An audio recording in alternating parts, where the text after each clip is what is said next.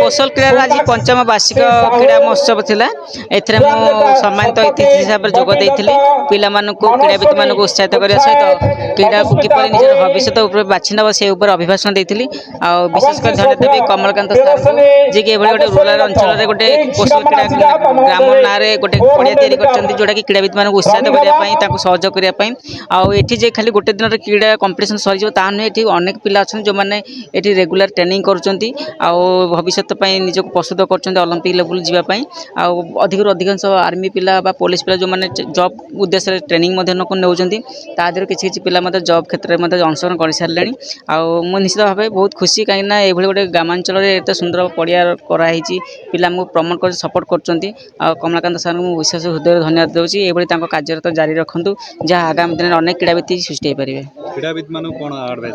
रहे देखंतु सब क्रीड़ाविद माने ती कहबी क्रीड़ाविद माने भल प्रदर्शन करंतु अक्लांत परिश्रम करंतु कारण सरकार तरफ सब प्रकार सुविधा रही आपन जानिथिबे राज्य सरकार हो बा केंद्र सरकार तरफ विभिन्न प्रकार सुविधा रही क्रीड़ाविद मानक उत्साहित करबा पई तांको स्वतंत्र गोटे जॉब दिया जाउची आर्थिक पुरस्कार मध्ये दिया जाउची जदि क्रीड़ा को निजर भविष्य हिसाब गढ़ी को चाहिए निश्चित गढ़ी परिबे।